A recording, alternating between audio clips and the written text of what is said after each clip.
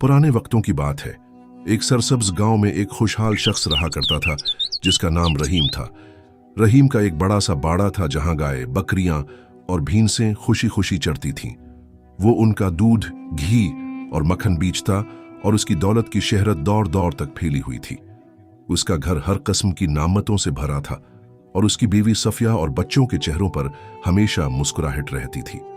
लेकिन एक दिन किस्मत ने पलटा खाया। रहीम के जानवरों में एक अजीब सी बीमारी फैल गई। एक एक करके उसके तमाम जानवर मरने लगे। डॉक्टरों और हकीमों की दवाएं बेअसर साबित हुईं। रहीम की रातें जागते और दिन फिक्र में गुजरने लगे। बाड़ा खाली हो गया और उसकी आमदनी का जरिया खत्म हो गया। घर का जमा पूंजी खर्च होने लगी, कीमती सामान बिकने लगा और हालात इस नहज पर पहुंचे कि कभी कभार फाकों की नौबत आ जाती। रहीम की बीवी सफिया ने एक शाम उसे दिलासा देते हुए कहा, तुम परेशान ना हो, अल्लाह पर भरोसा रखो। तुम्हारा बचपन का दोस्त हाजी सलीम, जो पड़ोसी गांव का सरदार है, तुम्हारी मदद जरूर करेगा। उसके पास जाकर अपनी परेशानी बताओ। रहीम को यह बात दिल को लगी। अगले दिन वो सुबह सवेरे उठा, अपना साफ सिथरा जोड़ा पहना और हाजी सलीम से मिलने रवाना हो गया।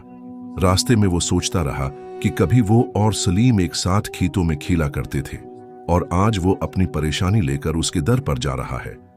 जब रहीम हाजी सलीम के घर पहुंचा तो सलीम ने उसे देखते ही गर्मजोशी से गले लगाया। रहीम, आज कितनी बरसों बाद आए हो, उसने खुशखबरी सुनाते हुए कहा। हाजी सलीम ने अपने मुलाजिमों को हुक्म दिया कि मेहमान के लिए लजीज खानों का बंदोबस्त किया जाए। खाने के बाद जब रहीम ने अपनी सारी दास्तान सुनाई तो सलीम ने गहरी सोच में डूबकर कहा, फिक्र न करो मेरे भाई, मैं तुम्हारी मदद जरूर करूंगा। उसने अपने मुलाजिम को आवाज दी और कहा, जाओ हमारे बाड़े से एक सेहतमंद बिक्री ले आओ।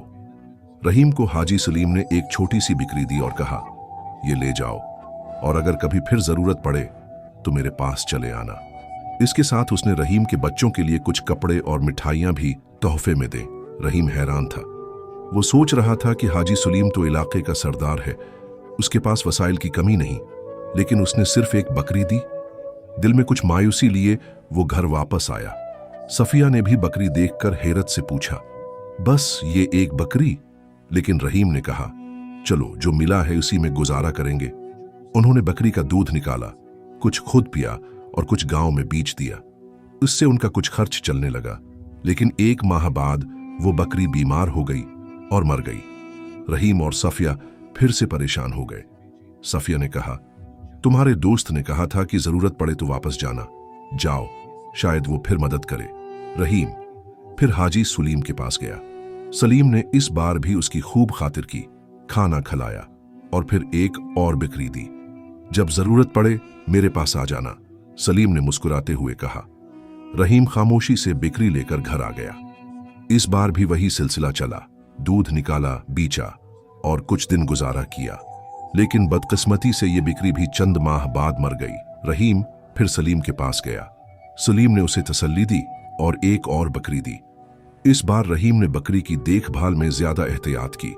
उसका दूध इतना ज्यादा था कि वो उसे बेचकर अच्छी खासी रकम कमाने लगा। रहीम एक समझदार आदमी था। उसने बचत शुरू की और कुछ उर्से बाद इस रकम से एक और बकरी खरीद ली। अल्लाह ने उसके रिस्क में बरकत दी। दोनों बकरियों का दूध बेचकर इसकी आमदनी बढ़ने लगी। वो फिर से जानवर खरीदने लगा और आहिस्ता आहिस्ता इसके घर में खुशहाली लौटने लगी। एक दिन सफिया ने रहीम से कहा, यह सब तुम्हारे दोस्त हाजी सलीम की वजह से मुमकिन हुआ।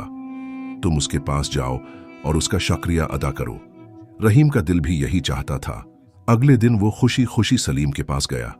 सलीम ने उसे देखते ही गले लगाया और पूछा, क्या बात है रहीम, सब खैरियत है? रहीम ने मुस्कुराते हुए कहा, सलीम, तुम्हारी मदद की बदौलत मेरी जिंदगी फिर से सनूर गई है। मैं तुम्हारा शुक्रिया अदा करने आया हूं। सलीम की आंखों में चमक आ गई।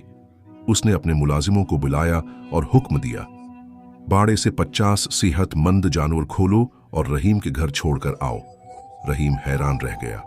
उसने कहा, सलीम, जब मेरा बड़ा वक्त था तुमने मुझे सिर्फ एक बकरी दी और अब जब हालात बेहतर हैं तुम मुझे 50 जानवर दे रहे हो। अगर तुम ये जानवर इस वक्त दे देते तो मैं कब का संभल जाता। सलीम मुस्कुराया और कहा, रहीम, जब तुम पहली बार आए थे मैंने तुम्हारे चेहरे पर मायूसी और परेशानी देखी थी। अगर मैं इस वक्त तुम्हें 100 जानवर भी देता तो वो सब बीमारी या किसी और वजह से जाये हो जाते। इसलिए मैंने तुम्हें एक बकरी दी ताकि तुम्हारा गुजारा चलता रहे और तुम्हारे दिल में उम्मीद बाकी रहे। जब तक तुम्हारा बुरा वक्त था मैंने तुम्हें एक एक बकरी देता रहा। अब जब तुम्हारे हालात बेहतर हैं, खुशहाली तुम्हारे दरवाजे पर दस्तक दे रही है, तो मेरा फर्ज है कि मैं अपनी दोस्ती का हक अदा करूं। ये 50 जानवर तुम्हारे काम आएंगे क्योंकि अब तुम उनकी कदर और देखभाल करना जानते हो। रहीम की आंखों में आंसू आ गए।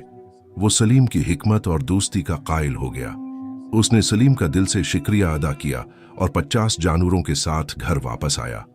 उसके बाद रहीम का घर फिर से खुशहाली से भर गया और वो हमेशा अपने दोस्त की हिकमत और दोस्ती को याद रखता।